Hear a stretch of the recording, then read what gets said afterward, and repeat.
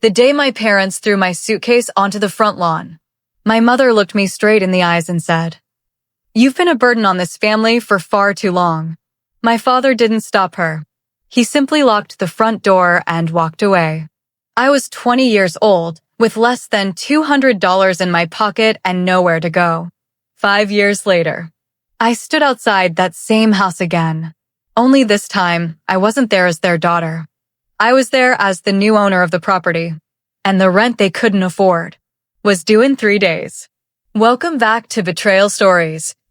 Before we begin, drop a comment below and tell us where you're watching from. If you enjoy emotional family stories with satisfying endings, don't forget to subscribe so you never miss another upload. Now, let's begin. My name is Hannah Brooks, and for as long as I can remember, my parents had one favorite word to describe me: burden. It didn't matter what I did. If groceries became expensive, I was the burden. If bills were late, I was the burden. If something broke around the house, somehow I became the burden. At first, I thought every family talked like that. I was only 8 years old the first time I heard my mother say it. She didn't even realize I was standing in the hallway. Dad had just come home from work. Mom sighed loudly. I swear, life would have been so much easier if we only had Ethan. Ethan was my older brother, 2 years older than me. The golden child. Dad laughed. Hannah always needs something. School supplies. New shoes. Doctor visits. She's expensive. Mom shook her head. Sometimes I think she's nothing but a burden. I quietly walked back to my room before they could see me. That night, I cried into my pillow without making a sound, because I didn't understand how a child could be a burden to her own parents. Things only got worse as I grew older. Ethan played football every Friday night. My parents sat in the front row cheering louder than anyone else. When I entered the state art competition, they didn't even know it was happening. My teacher, Mrs. Lawson, drove me to the event herself. When I won first place, she hugged me tighter than my own mother ever had. She smiled proudly. "You have real talent." I smiled back. "Thank you." Then she asked, "Where are your parents?" I looked around the crowded auditorium. Every other student stood beside their family. I stood alone. "They're busy." That became my answer for everything. At home, nothing changed. When Ethan needed new football equipment, Dad bought it that afternoon. When I asked for a secondhand laptop so I could finish school projects, Mom sighed dramatically. "We're not made of money." I nodded. "It's okay." That night, I got a job babysitting our neighbors' children. I worked every weekend for 6 months. Eventually, I bought the laptop myself. Mom looked surprised. "Where did you get the money?" "I earned it." She simply nodded and walked away. "No congratulations." "No, I'm proud of you." Nothing. School became my escape. I studied harder than anyone else. Not because I loved homework. Because every good grade felt like proof that I wasn't the person my parents believed I was. By the time I graduated high school, I ranked second in my class. I earned a partial scholarship to a local university. The principal shook my hand during graduation. "Your future is bright." I believed him. Unfortunately, my parents didn't. That evening, I brought home my acceptance letter. "I'm going to college." Dad barely looked up from the television. "Who's paying for it?" "I'll work. And the scholarship covers most of it." Mom folded her arms. "So you'll still expect us to help?" I didn't say that. She laughed. "You always need something." There it was again. The same sentence. The same feeling. The same reminder that, in their eyes, I was never enough. A week after graduation, Ethan announced he wanted to start his own landscaping business. He didn't have a plan. He didn't have experience. He definitely didn't have money. None of that mattered. Dad emptied nearly all of their savings to help him. Mom called it an investment. I didn't say a word. Later that night, I quietly asked Dad if he could lend me $300 for textbooks. "I'll pay you back." He didn't even think about it. "No, we've already spent enough money on you." I stood there in silence. $300 was impossible. $20,000 for Ethan's business. Apparently wasn't. College wasn't easy. I attended classes during the day, worked evenings at a small grocery store, delivered food on weekends. Some nights, I slept only 4 hours. Still, I refused to quit. Every paycheck went toward tuition, rent, and books. I learned how to stretch $10 into a week's worth of groceries. I stopped buying coffee, stopped buying new clothes, stopped expecting birthdays or Christmas presents. Life was difficult, but it was peaceful because every success belonged to me, not my parents, not anyone else, just me. Everything changed during my second year of college. The grocery store reduced employee hours. Suddenly, I couldn't afford rent. I had no choice. I packed my bags and returned to my parents' house. I promised myself it would only be temporary. 3 months, maybe 4. I'd find another job, save enough money, move back out. Simple. At least, that's what I thought. The first week wasn't terrible. The second week, Mom started making comments. So, when are you leaving? I forced a smile. As soon as I save enough. Dad added, "You've always been comfortable depending on other people." I wanted to remind him I'd been working since I was 16. Instead, I stayed quiet, because arguing never changed anything. Then came the night that changed my life forever. It was a cold November evening. Rain hit the windows while I sat at the kitchen table filling out job applications. Ethan walked inside carrying expensive new tools. Dad smiled proudly.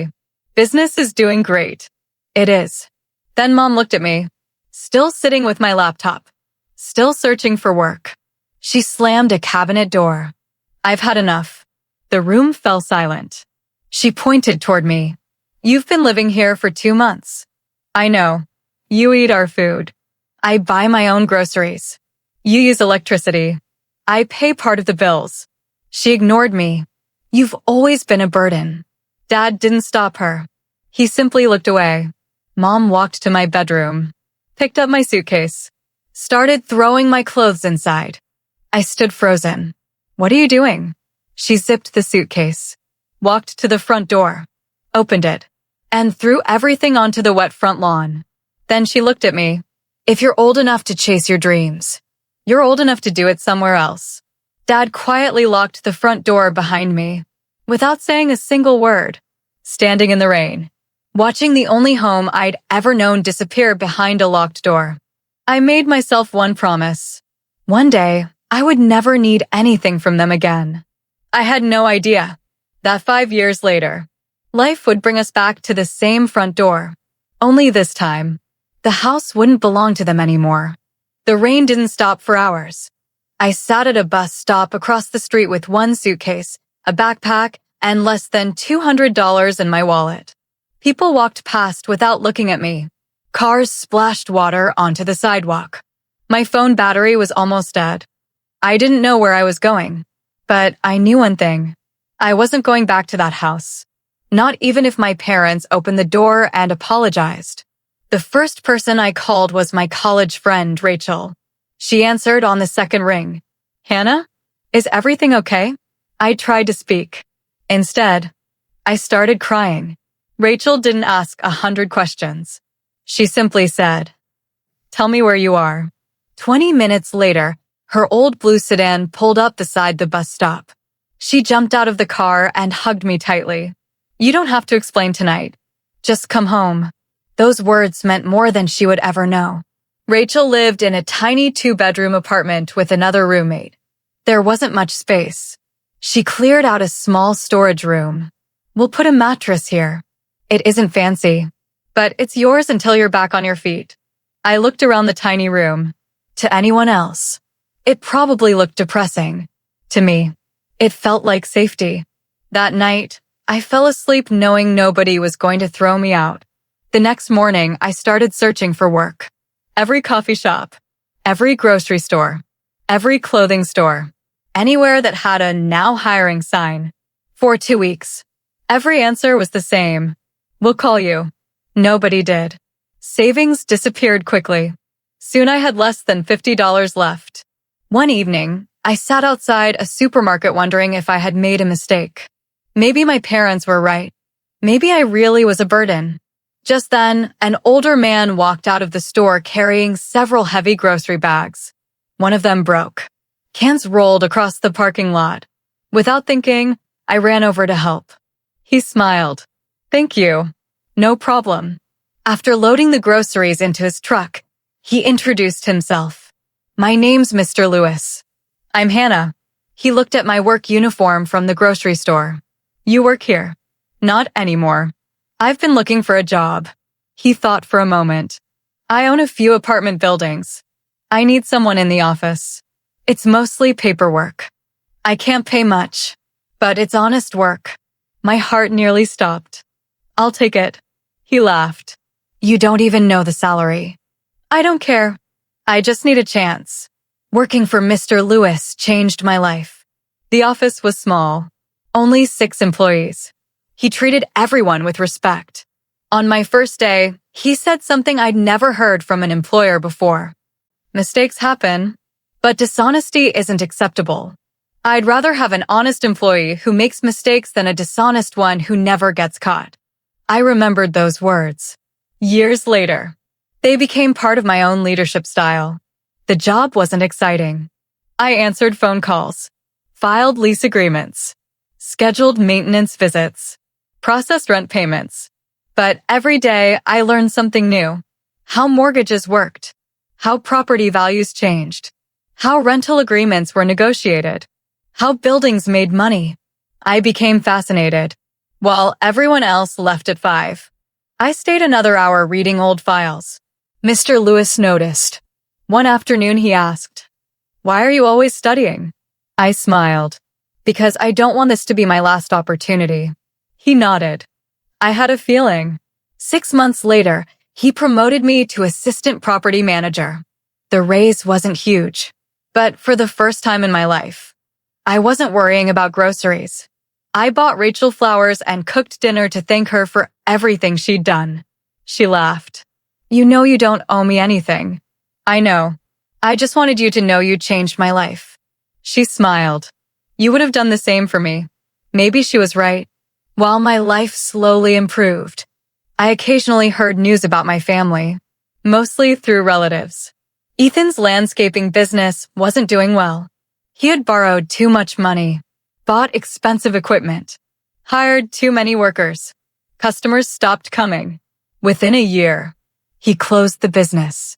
Dad refinanced the house to pay off some of Ethan's debts. Mom insisted it was only temporary. I didn't say anything. I wasn't part of that family anymore. At least, that's what I kept telling myself. One Saturday afternoon, Mr. Lewis invited me to inspect a property with him. It was an old duplex. The owner wanted to sell.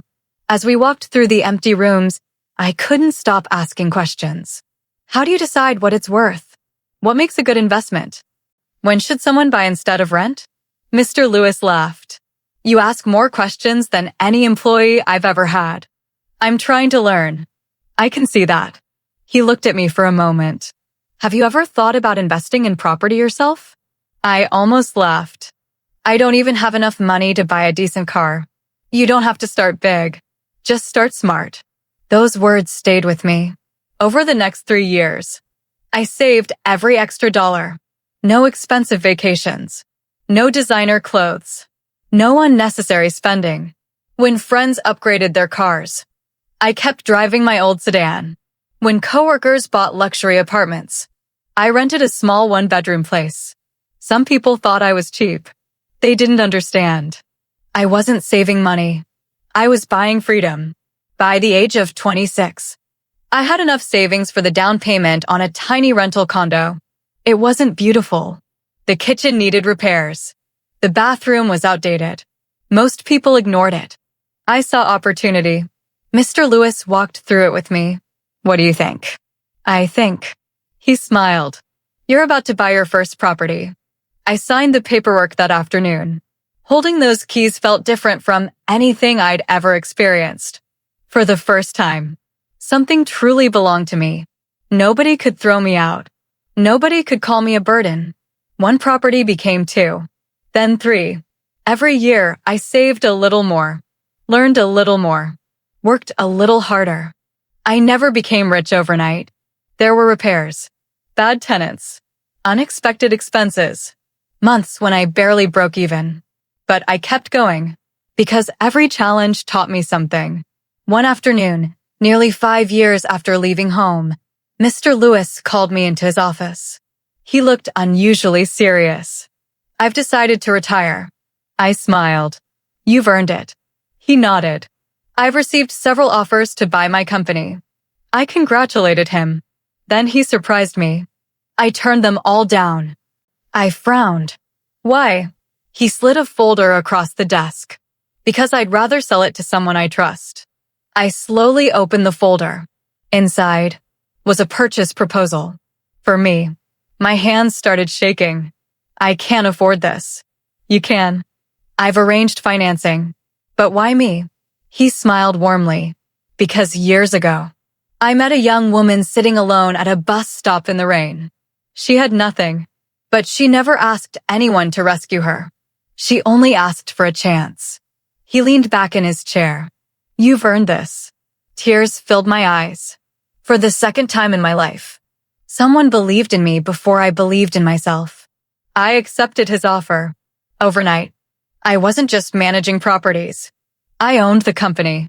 I had no idea that one of the buildings I was about to purchase included a modest family home in a quiet neighborhood, a home that looked strangely familiar, because it was the same house where my parents had once thrown me out into the rain. I stared at the property file for several seconds. The address looked familiar. Too familiar. I read it again, then again. Finally, I whispered the street name out loud. It couldn't be. I quickly opened the map attached to the file. There it was. The small corner house with the white fence. The maple tree in the front yard. The porch where I used to sit every summer reading library books. The same house where I had grown up. The same house where my parents had thrown my suitcase onto the lawn 5 years earlier. My chest tightened. I looked at Mr. Lewis. "Who owns this house now?" He sighed. "The bank." What happened? The previous owners refinanced several times. They stopped making payments. The bank foreclosed on the property. I felt my heartbeat getting faster. He didn't know. He had no idea those previous owners were my parents. That evening, I couldn't stop thinking about it. I drove toward the neighborhood just before sunset. 5 years had changed everything. Some houses had fresh paint. Others had new fences. Children played basketball in the street. Everything looked almost the same. Except me. I parked across the road. The house looked older now. The white paint was peeling. The front garden was full of weeds. One of the porch lights was broken. I remembered helping Dad install that light when I was 14. He had smiled that day. One of the few good memories we ever shared. For a moment, I almost drove away. Then the front door opened. Dad stepped outside carrying a trash bag. His shoulders looked lower than I remembered. His hair had turned almost completely gray. He looked tired. Older than his 60 years. A few seconds later, Mom joined him. She wasn't the confident woman who had once called me a burden. She looked exhausted. They spoke quietly. Then both walked back inside. Neither of them noticed my car. I drove home in silence. Part of me felt angry. Another part felt sad. Mostly, I felt confused. For years, I'd imagined proving them wrong. But I never imagined life would hand me their house. The next morning, I asked my legal advisor, Daniel, to bring me every document related to the property. He placed a thick folder on my desk. The foreclosure became final 3 months ago. The bank has been renting the property back to the former owners. They're already 4 months behind. I looked up. So they're tenants now? He nodded. The bank wanted to sell quickly. Our company purchased the entire portfolio. That includes this house. I slowly closed the file. So, I'm officially their landlord. Daniel smiled politely. I take it you know them? I looked out the window. They're my parents. His smile disappeared immediately. Oh. For several moments, neither of us spoke. Finally, Daniel broke the silence. If you don't want to handle this personally, I can assign another manager. I thought about it. Maybe that was the smart thing to do. Maybe I should never see them again. But something inside me wouldn't let go. No, I'll handle it. You sure? I need to. That afternoon, I reviewed their payment history. The numbers told a painful story. Late payments, borrowed money, missed deadlines, penalty fees. Everything suggested one thing.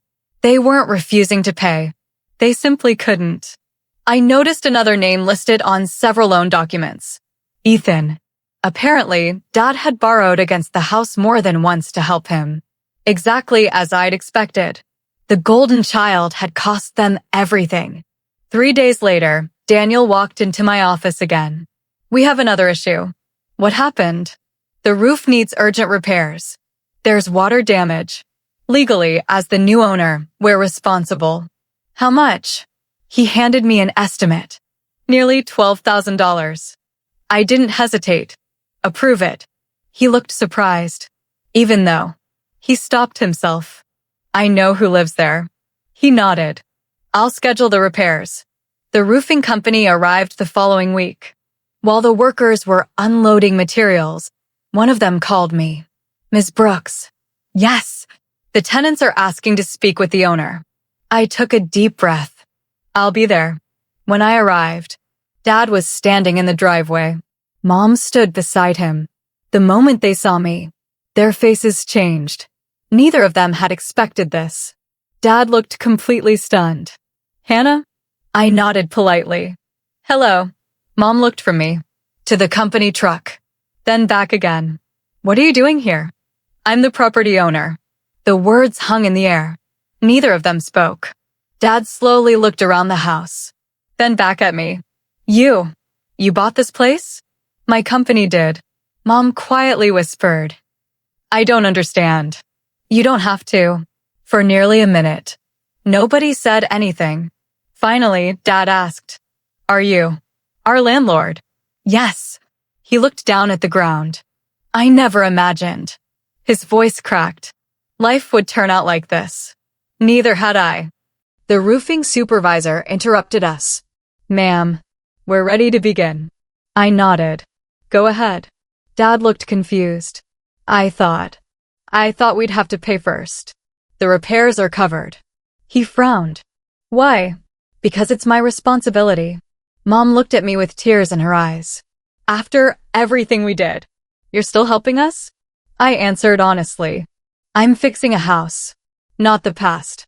That sentence stayed with all of us. The workers climbed onto the roof. The sound of hammers filled the neighborhood. Dad quietly watched them for several minutes. Finally, he said something I never expected. I owe you an apology. I looked at him. No, I owe you hundreds. He took a slow breath. I spent years believing providing money made me a good father. When money became tight, I convinced myself you were the problem. I couldn't see that the real burden wasn't you. It was my own pride. Mom reached for his hand. Both of them looked completely different from the parents I remembered. Not because they were older, because life had humbled them. Before I left, Mom quietly called my name. Hannah? I turned around. I kept something. She disappeared inside the house.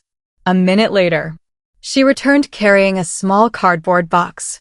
I found this while cleaning. She handed it to me. Inside were dozens of drawings. Every picture I'd made as a child.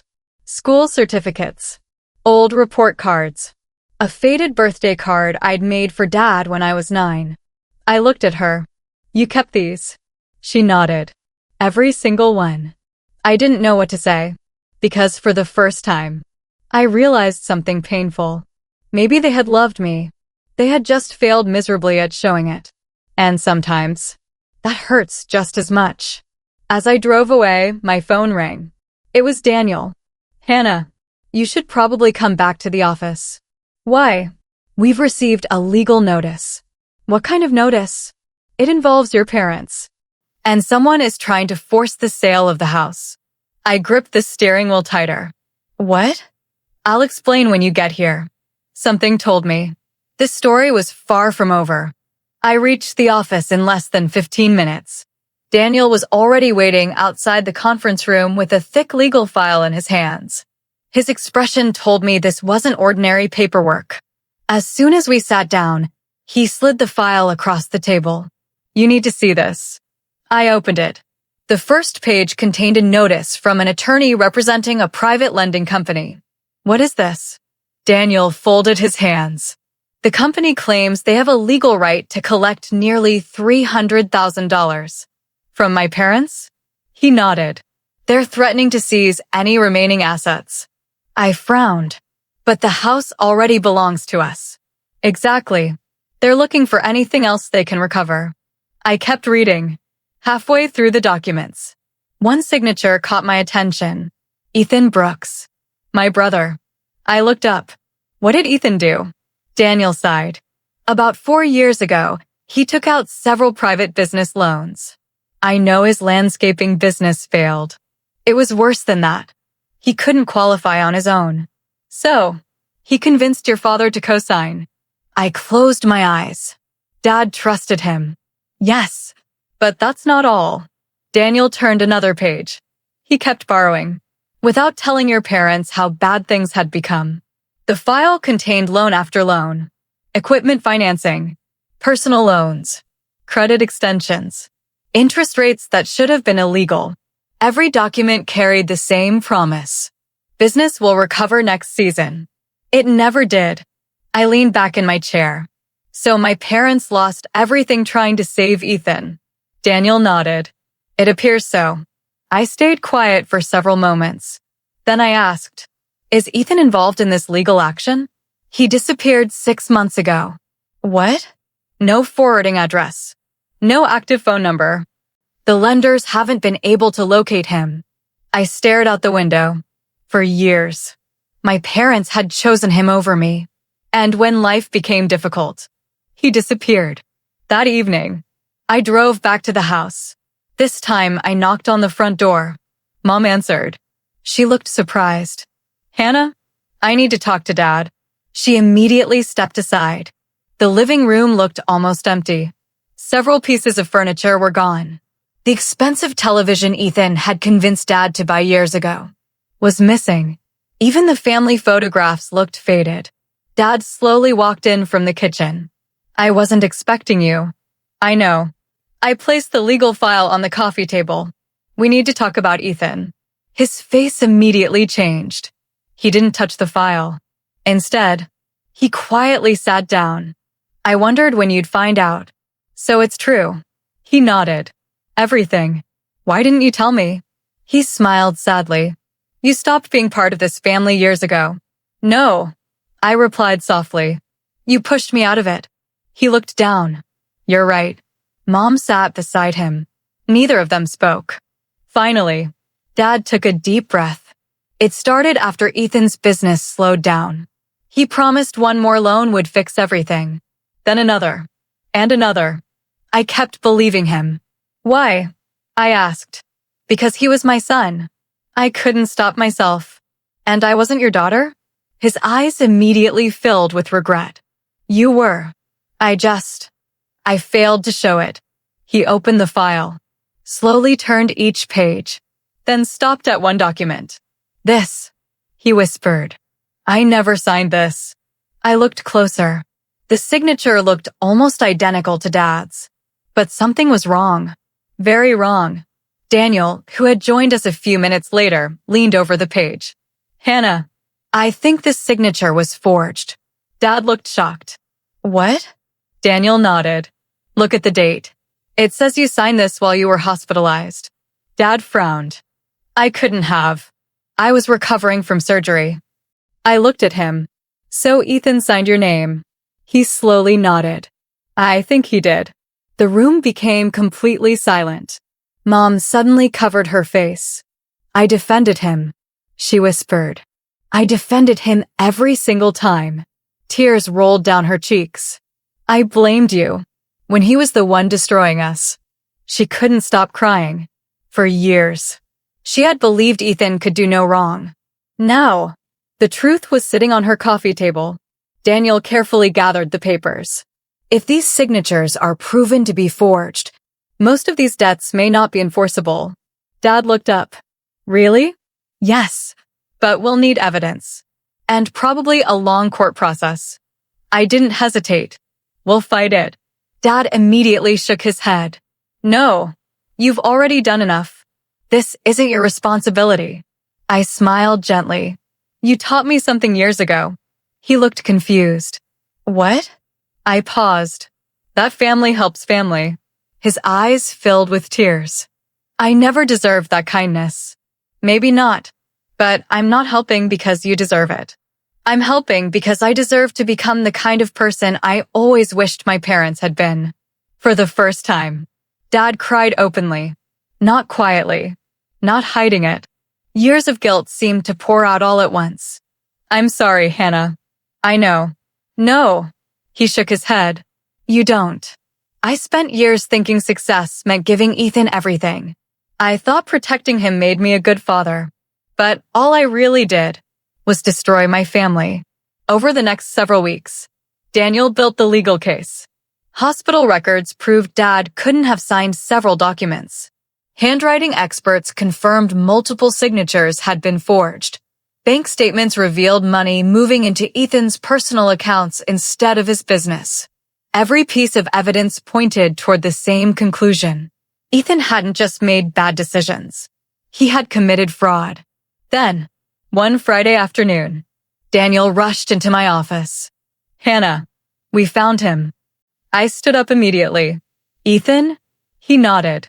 He was living in another state, using a friend's address. What happens now?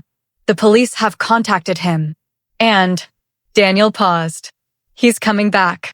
2 days later, the entire family gathered in the same living room. For the first time in years, Ethan walked through the front door carrying a small duffel bag. He looked thinner, older. The confidence he once carried was completely gone. The moment he saw me, he stopped walking. Hannah. I didn't answer.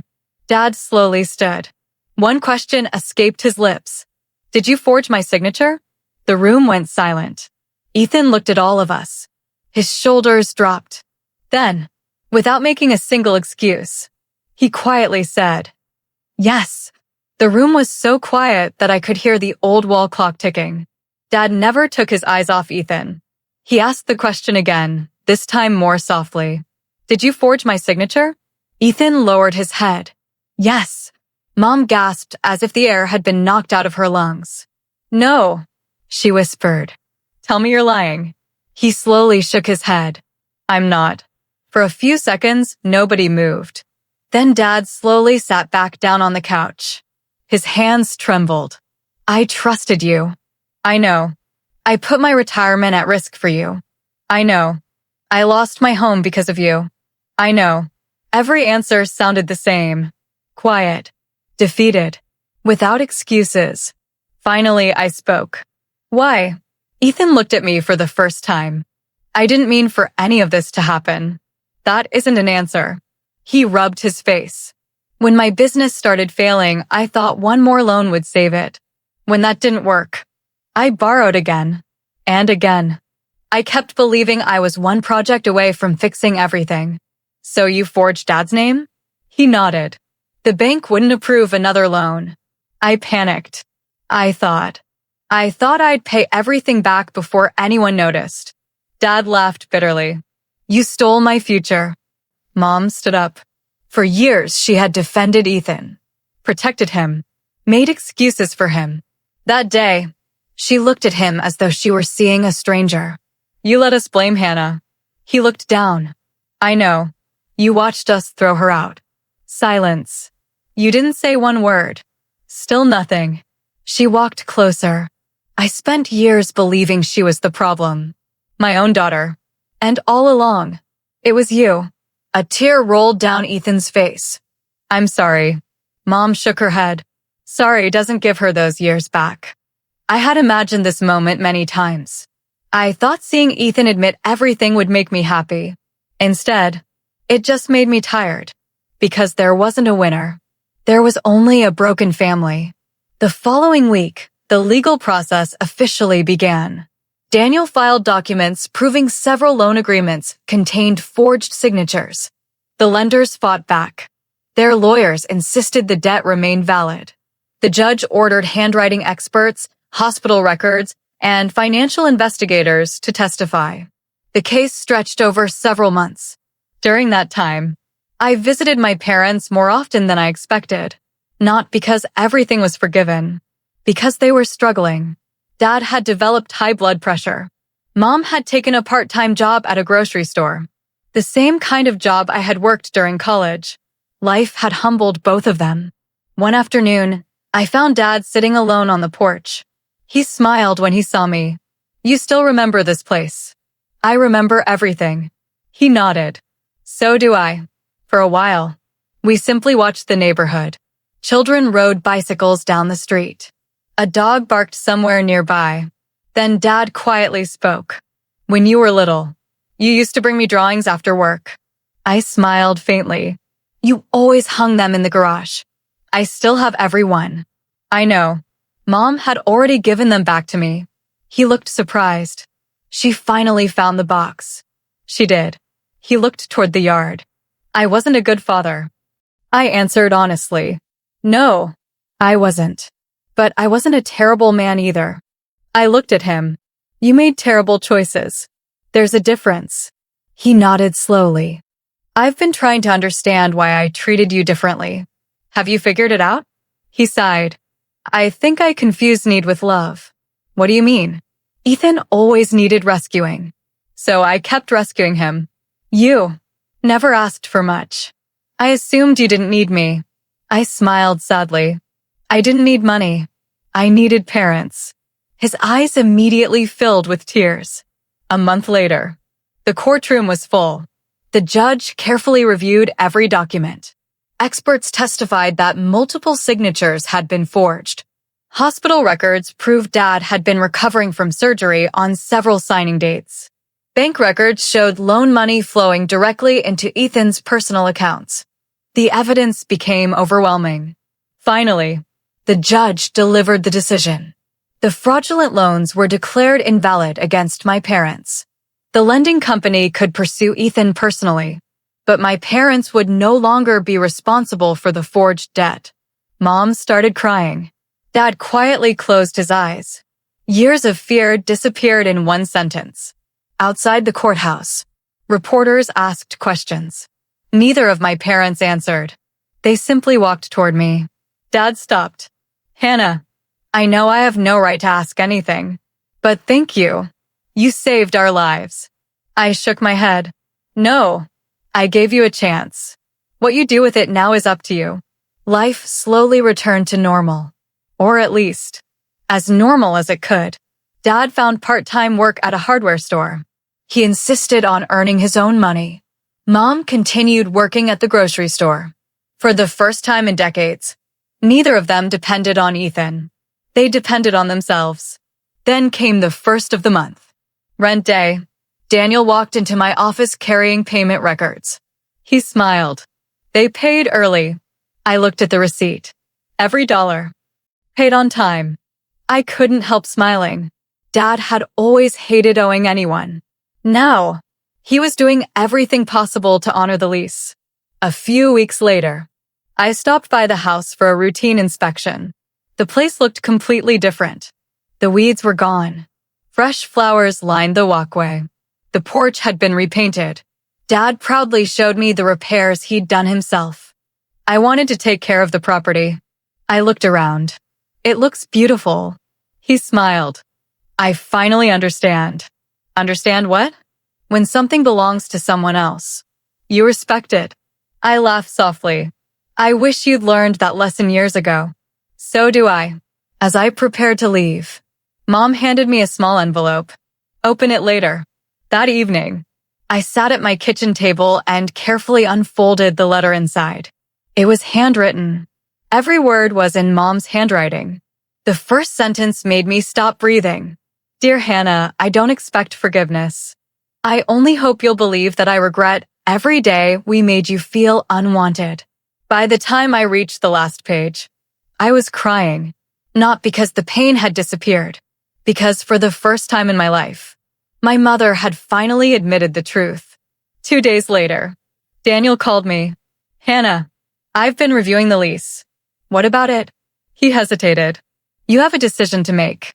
What kind of decision? Their lease expires next month. Legally, I had every right to increase the rent, or ask them to leave, or renew it. The choice belonged entirely to me. For the second time in my life, everything came down to one decision. And this time, I refused to let bitterness make it for me. For several days, I couldn't stop thinking about Daniel's question. My parents' lease would expire in less than a month. Legally, I had every right to raise the rent. Property values in the neighborhood had increased. Most landlords would have done exactly that. Others would have sold the house for a profit. Some people would have enjoyed making their parents leave the same way they had once forced their own daughter out. 5 years earlier, that probably would have sounded satisfying. Now, it just sounded empty, because revenge had already happened. Life had taken care of that. I didn't need to add anything to it. The following Monday, I asked Daniel to prepare a new lease. He looked at me. Any changes? Yes. Lower the rent. He blinked. Lower it. They've paid on time every month. They take care of the property. They're good tenants. He smiled. I thought you might say that. A few days later, I drove to the house carrying the new paperwork. Dad answered the door. He looked nervous. I figured today was the day. What day? The day you tell us we're leaving. I smiled gently. Can we sit down? Mom brought coffee into the living room. Nobody touched it. Dad looked at the lease sitting on the table. I know business is business. If you need to sell the house, we understand. I slowly pushed the papers toward him. Read page 3. He adjusted his glasses. The room became completely silent. After a few seconds, he looked at me in confusion. The rent. It went down. Yes. He looked again to make sure he hadn't read it wrong. But why? I smiled. Because you've earned it. Mom covered her mouth. Tears immediately filled her eyes. Dad looked at me for a long moment before quietly saying, You've become everything we should have been. Nobody spoke for several minutes. Finally, Mom stood up and disappeared into the hallway. She returned carrying an old wooden photo album. I found this while cleaning. She placed it on my lap. Inside were pictures I hadn't seen in years. My first bicycle, my first day of school, family vacations, Christmas mornings, birthdays. There were far more pictures of me than I ever remembered. I looked at Mom. You kept all of these? She nodded. I couldn't throw them away, even after. She couldn't finish the sentence. Dad quietly reached into the back cover of the album. There was something else. He pulled out a folded piece of paper. I've carried this for years. He handed it to me. It was a letter, written in Dad's handwriting, but never mailed. The date at the top shocked me. It had been written almost 4 years earlier, a year after they threw me out. My hands trembled as I began reading. Dear Hannah, I don't know if you'll ever read this. Every day I tell myself I'll call you. Every day I lose the courage. Your mother pretends she's angry. The truth is she's ashamed. And I'm ashamed too. You deserved better parents than we were. If you ever find it in your heart to forgive us, I'll spend the rest of my life trying to deserve it. The final sentence blurred through my tears. Love, Dad. I looked up. Why didn't you send it? He smiled sadly. I convinced myself you were happier without us. I thought hearing from me would only reopen old wounds. I folded the letter carefully. I wish you had. So do I. Over the following months, something unexpected happened. We slowly became family again. Not overnight. Trust doesn't return that easily. Some conversations were awkward. Some memories still hurt. Some apologies came years too late. But little by little, we started creating new memories instead of reliving old ones. Every Sunday afternoon, we had lunch together. Sometimes at my apartment. Sometimes at the old house. Dad discovered he loved cooking. Mom started baking again. The first pie she made was burned. We laughed until tears rolled down our faces. It was the first time I could remember all three of us laughing together. As for Ethan, his story took a different path. He accepted responsibility for forging the documents. He pleaded guilty to fraud-related charges. The judge considered his confession and cooperation during sentencing.